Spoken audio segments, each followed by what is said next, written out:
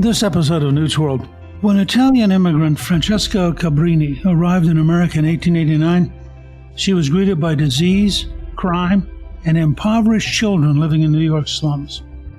Armed with a fearless spirit and a compassionate heart, Cabrini sets off on a daring mission to convince the hostile mayor to secure housing and health care for society's most vulnerable, orphan children. Despite broken English and poor health, Cabrini leverages her entrepreneurial mind to build an empire of hope, unlike anything the world had ever seen. Now, Mother Cabrini's life is celebrated in the new film, Cabrini, which opened this weekend in theaters nationwide and is directed by Alejandro Monteverde and produced and distributed by Angel Studios. Here to talk about Mother Cabrini and their new film, I'm really pleased to welcome my two guests, Jeff Harmon, co-founder and chief content officer of Angel Studios, and Eduardo Verástegui, executive producer for the film.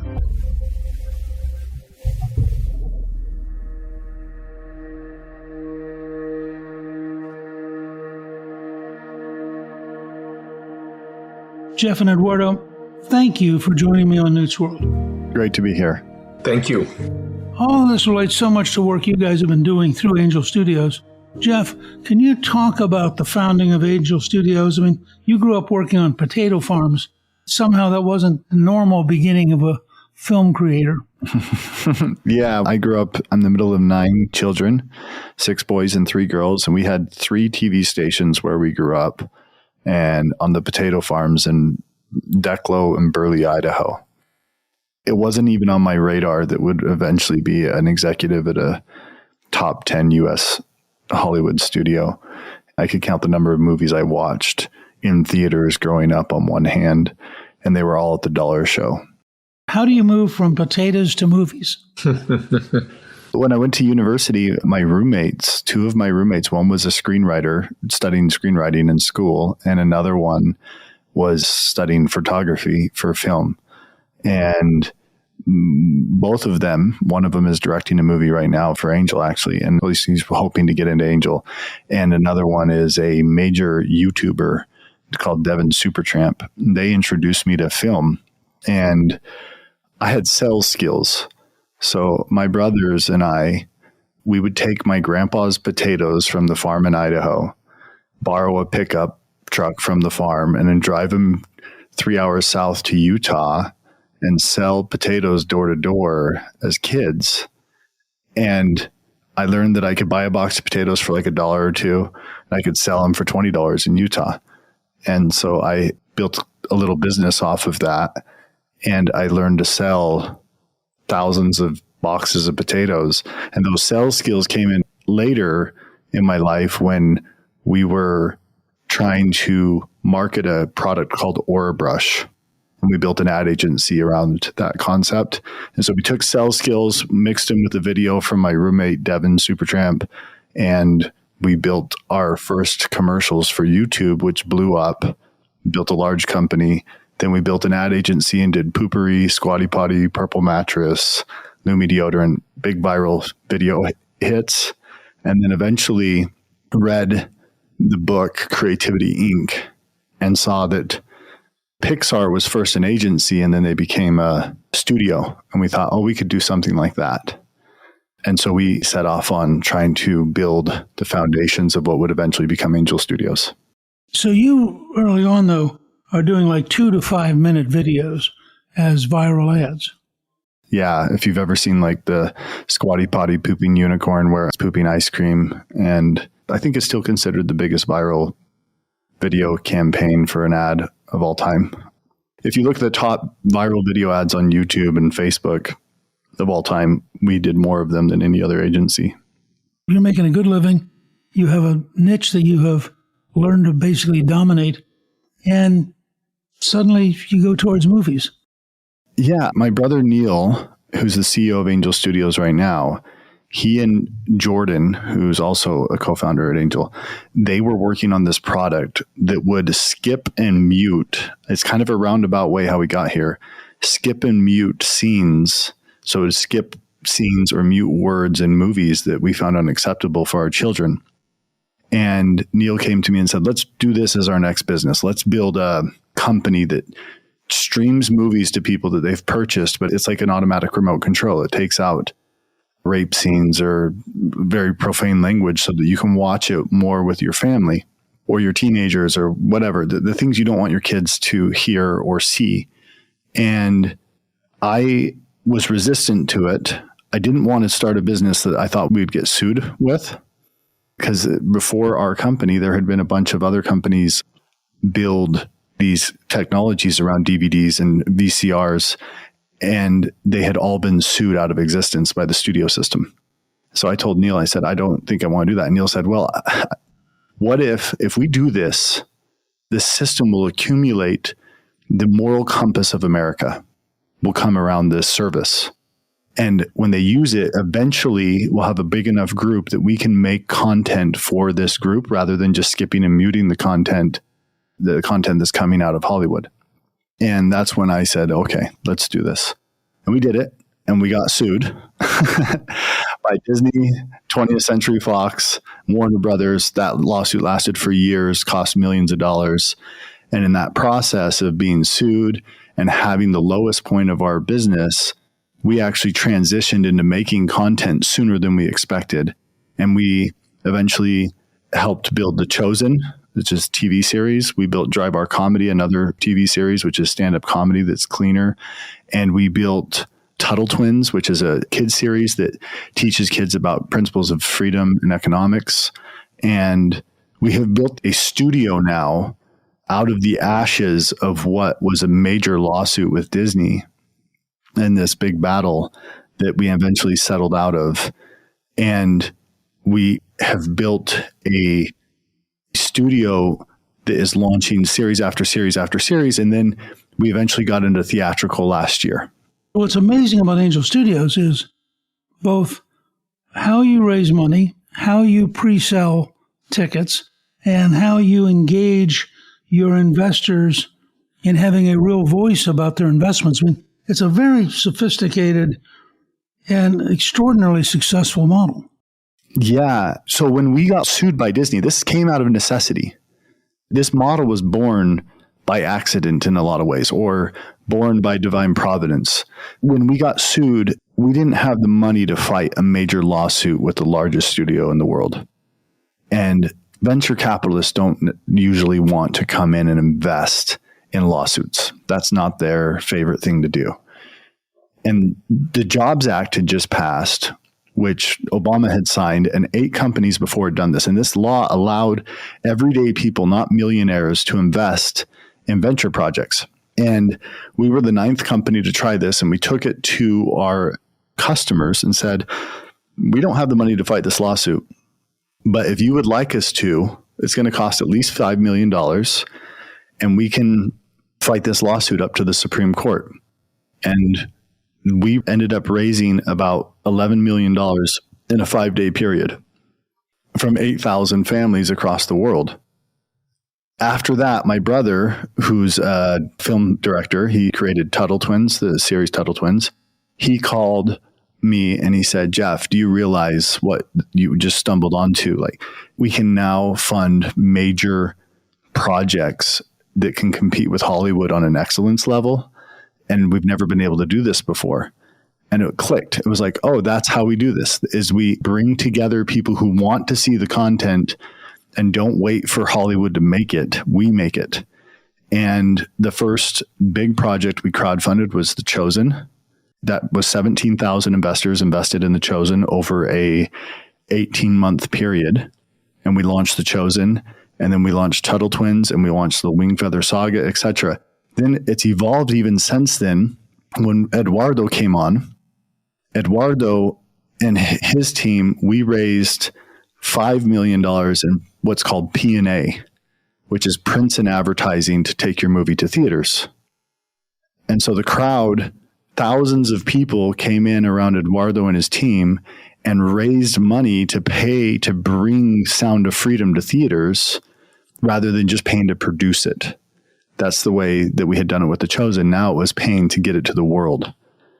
And those thousands of people become your army. They're the people who go and proselytize the films to the world. So we raised a P&A round with Sound of Freedom, launched it in theaters. It exploded. And then those investors got paid back. We've done 4 theatrical releases where people have invested in the theater release, the prints and advertising. And each time those audiences have gotten a return on their investment within, I think, about 90 days. Did you have any idea when you launched The Chosen that it would become as big as it did? We hoped so. We pitched Dallas. So this is a completely unusual story. We're in the middle of this gigantic lawsuit with Disney.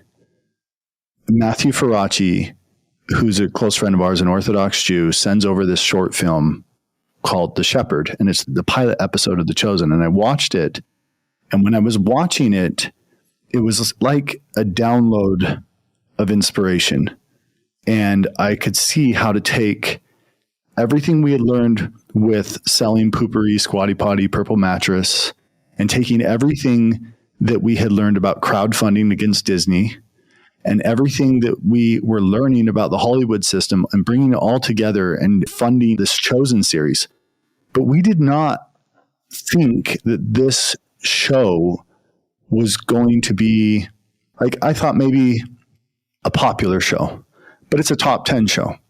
And it was after a year or two, we started realizing, oh, we might be able to actually go for a Game of Thrones sized series with this. Let's try to take this show to 1 billion people.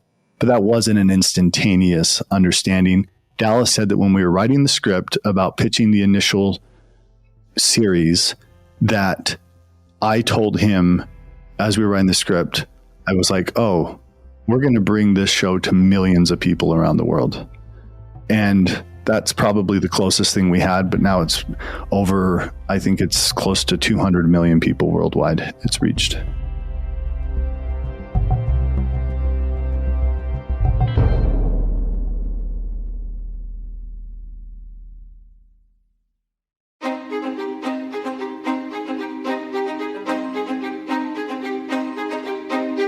You go from there and you create The Sound of Freedom, which is an astonishing movie. I remember being with Eduardo at the Capitol when the then Speaker of the House, Kevin McCarthy, hosted a showing of the film. It's just an amazing movie, and I thought an act of great courage to do it. Did you two feel like it was a courageous moment to tackle something that challenging and that bold? Eduardo, you're the one who made that film over 8 years while we were fighting Disney. I know. We hadn't met each other yet, but you were fighting your own battles with Disney, right? Well, it's crazy how, in one hand, it's a little bit more than 8 years now, almost 9 years. 2015, actually, when I met these incredible people in Los Angeles, California. I was just finishing the launching of Little Boy in the whole world. This is a movie that we did before, Son of Freedom. Almost like using Little Boy to campaign around the world on why it's so important to put in practice the corporate works of mercy. And I was pretty much using the movie to inspire people to do, with their talents, something so we can make this world a better place, right? And while I was doing that, I ended up meeting these incredible people in Los Angeles who are experts in rescuing children kidnapped for sexual exploitation around the world.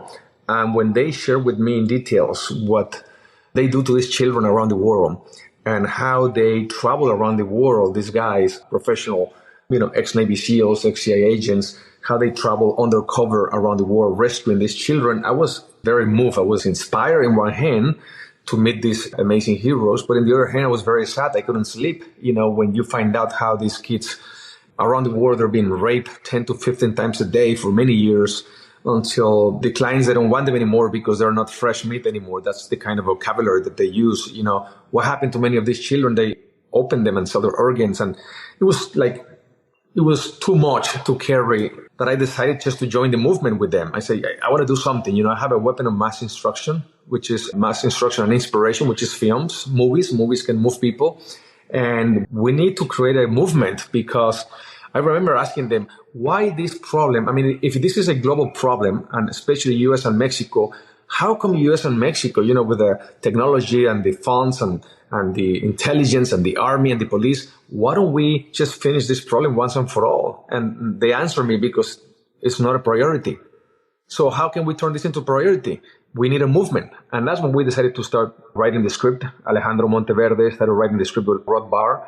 It took them a few years to finish the story, Sound of Freedom. Then we started raising the funds, and then I sold the project to Fox Latin America. And so far, everything was amazing until Disney bought Fox. When Disney bought Fox for like $80 billion, something like that, all of a sudden, Sound of Freedom was a property owned by Disney. But then Disney, when they saw the movie, they told me, this is not for us. This movie is not for us. Okay, well, then I'm happy to, take it with me.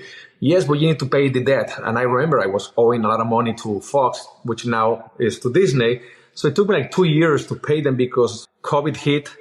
They closed all the theaters. So who wanted to invest in a movie where now theaters were closed? And I was like alone in my apartment in Mexico, when the whole thing was to close everything. And finally, I was able to raise the money by the grace of God and pay Disney, take the rights back. And then I started doing a campaign in Mexico against child trafficking, showing the movie to every single governor, asking them, please end child trafficking in your state, use the movie to raise awareness, but then let's sign an agreement where we commit to end child trafficking in your state. Took me 2 years to finish this campaign against child trafficking in Mexico with one hand. With the other hand, I was praying to God, please send an angel to rescue this movie. Please send an angel to rescue this movie. And next thing you know, 2 years later, after being rejected by Hollywood for almost 4 years, 5 years, all the experts would tell us this movie is never going to work. And then Angel Studios called me.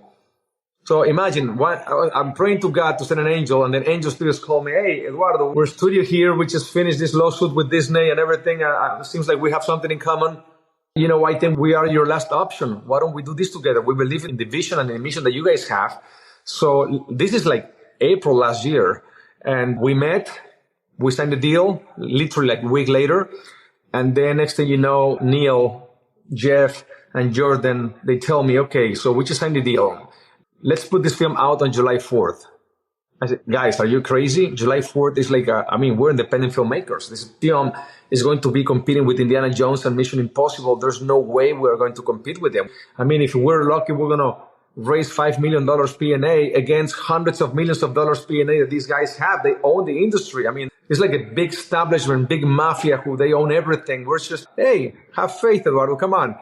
Let's do something on July 4th because it's Independence Day. It's freedom, right? So let's remind the United States that we need to do something to bring freedom back to the children that are not free. There's more slavery today than when slavery was legal, and many of those slaves are children. So we need to do something on that day. So we agree.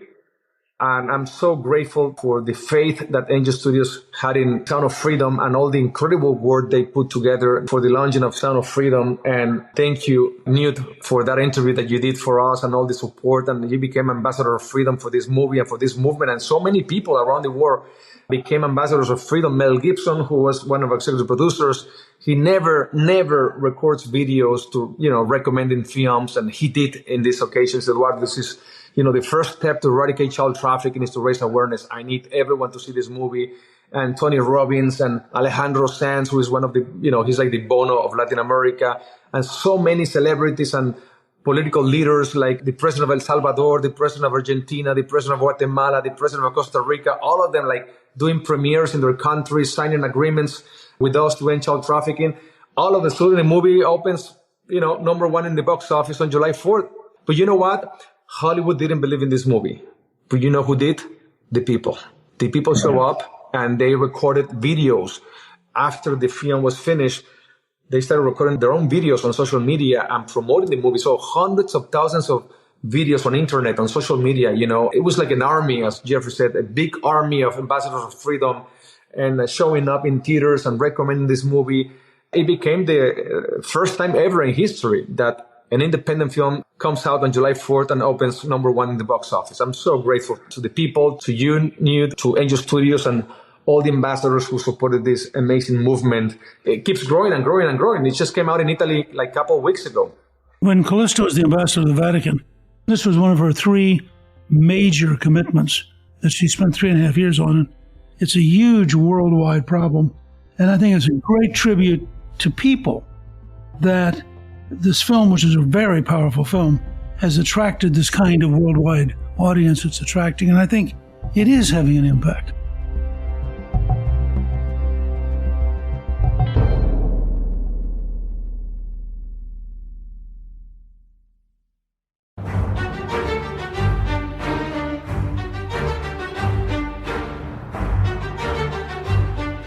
What led you all to decide that Mother Cabrini was next?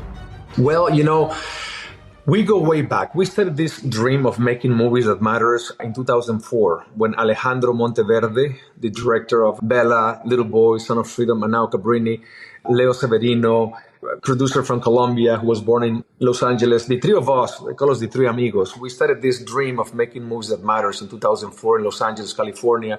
And the first person who believed in us, the first person who financed our first movie, our first dream, which was Bella, was Eustace Wolfington, a big entrepreneur, very successful man from Philadelphia. And he's the one who financed him and his nephew, Sean Wolfington, financed Bella and helped us to achieve this beautiful dream to, which for us was the first film that Alejandro directed, my first film that I produced, the first film that Leo Severino produced. So we were very grateful with Eustace Wolfington. And since day one, he always talked about Mother Cabrini. We didn't know who she was, but he said, she's my patron saint. I love Mother Cabrini. My dream one day will be to make a movie about Mother Cabrini. But we didn't pay attention, which is, now it's all about Bella. Let's focus on Bella. So we finished Bella. Later on, we did Little Boy. Then we started doing Sound of Freedom. And then Eustace, I remember we were in this meeting in Los Angeles and he said, Eduardo, I don't want to die before I make this movie. I made a promise to Mother Cabrini that I will do whatever is in my hands to make her movie. And I said, well, the first thing we need is the script. Why don't you call Leo right now? Because Leo is writing the script with Rothbard, which is the same writer that wrote Little Boy with Alejandro. So literally the next day he calls Leo and Leo, I want to meet with you and Rothbard. And they met. Next thing you know, Rothbard reads like 30 books of Mother Cabrini. Next thing you know, Rothbard and Eustace and I were in Rome, and they started visiting every single place where she was hanging out at the time, But I was focused on raising funds to pay the debt to Disney. And by that time, the script was finished. Alejandro reads the script. He falls in love. He said, this is my next movie. Oh my gosh, this is an amazing hero. And Eustace, guys, I've been telling you about Mother Cabrini since day one. You never pay attention. You were so busy. Well, it was not meant to be. It was not the right time. Now is the right time because now we're ready to do it. And now we're better filmmakers than before, right? And after Bella, Little Boy, and Son of Freedom, I think we have a little more experience now to put all that experience into Mother Cabrini. And that's how the story came. It's all because of Eustace Wolfington. And then, let me tell you something. Why this man is such an amazing hero to us. He's our mentor. He's the first one. I mean, we exist as a filmmakers because of Eustace Wolfington. He said only one condition, guys. We want to make this movie, but not 10%, not 20%, not 40%, not 80%, 100% of the profit. We need to donate the profit to continue the legacy of Mother Cabrini. This is not about us. This is not about who owns what or giving points to the cast, to the, director, producers. No, we don't want to own anything. All the profits of this film, we need to help the poor, as Mother Cabrini taught us. And of course, we all agree. He's the mentor, he's the boss, and Eustace has been nothing but an amazing role model for all of us. He leads by example. And Mother Cabrini represents who Eustace Wolfington is for all of us. And this is a gift to the world. This is a movie about, women. For me, this is a true feminist movement. Women that are empowered by God. Every single woman that has God in the center of their lives, whatever they do, whatever they touch, miracles happens.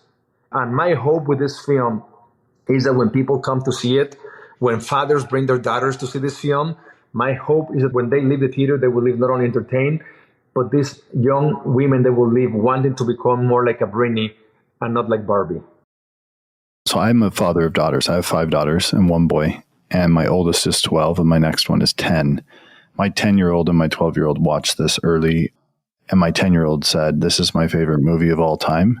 And she's planning right now her girl night with her friends to go see Cabrini. And to be able to have 10-year-olds watching Mother Cabrini's example in this film and wanting to model their lives after somebody like her. This is girl dad approved movie.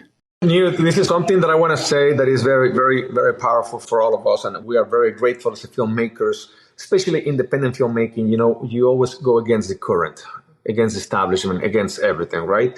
I'm used to working films where it takes years for us to put the movie out in theaters. So in Bella, it took us 5 years. Little Boy, 5 years. Son of Freedom, 8 years. Imagine all the patience and all this. But because of the success of Son of Freedom, because of the support of Angel Studios, this is the first film, Cabrini, that we finished the film just last December.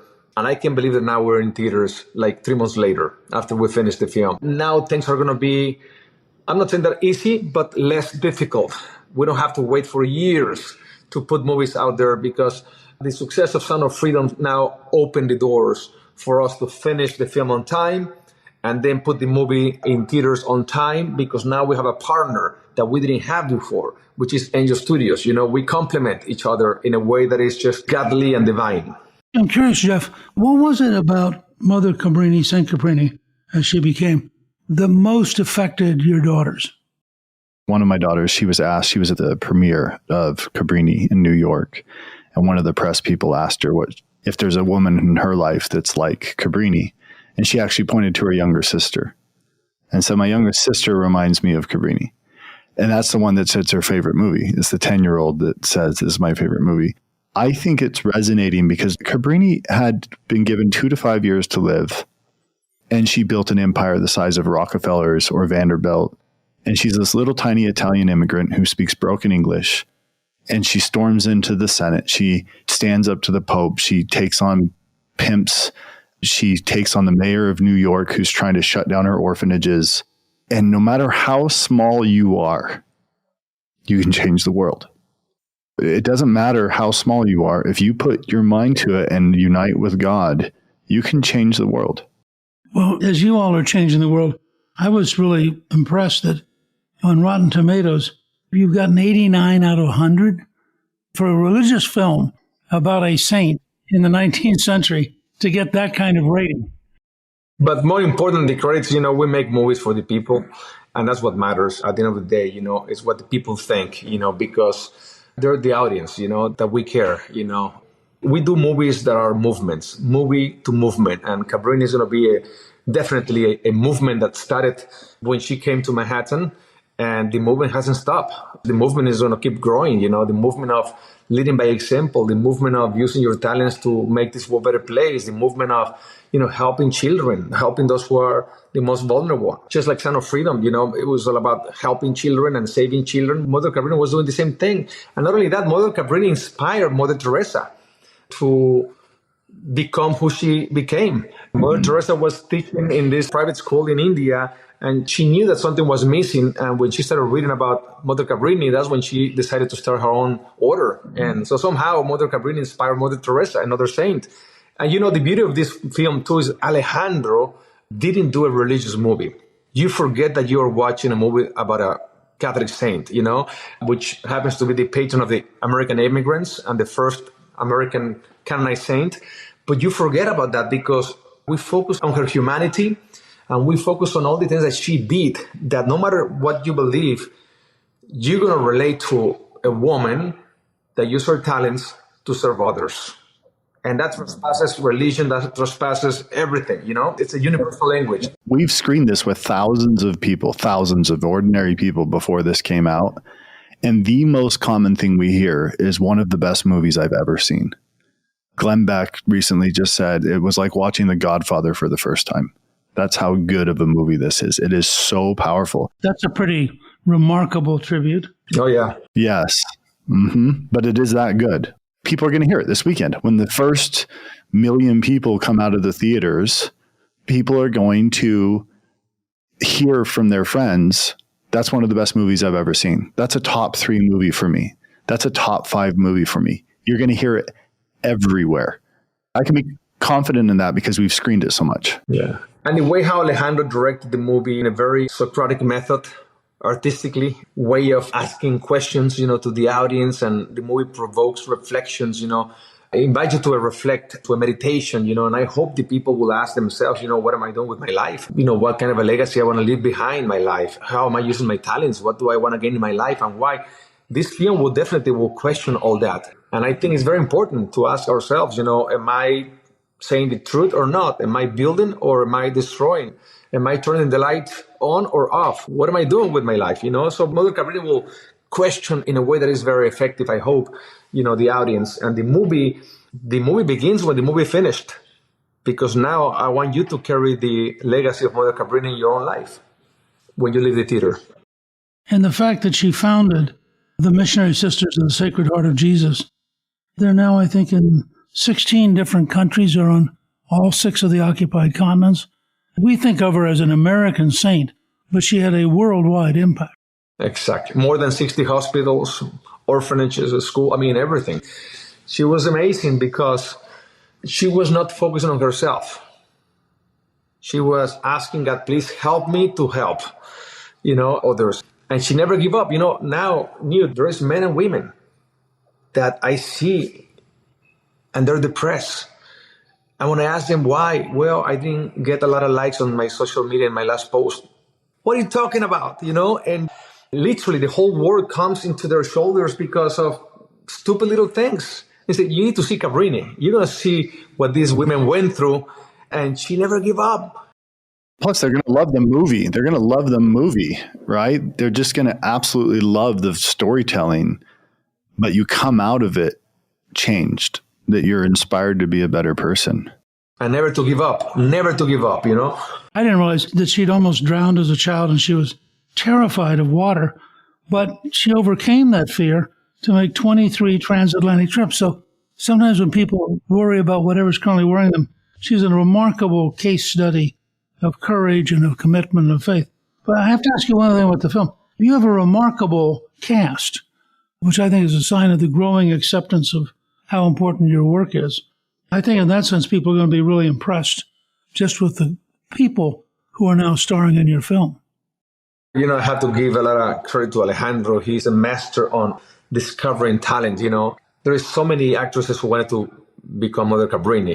First of all, she needed to be bilingual because the first few minutes of the movie, she's in Italy, so she's speaking Italian. But then when they moved to America, there's one scene where she says, we're in America, we speak English now. Even though in real life, Mother Cabrini was speaking with a broken English, the actress speaks perfect English, So she was faking it. She was acting, of course, like if she didn't know English very well. But Alejandro discovered this amazing Italian actress who literally you forget that you are watching Mother Cabrini.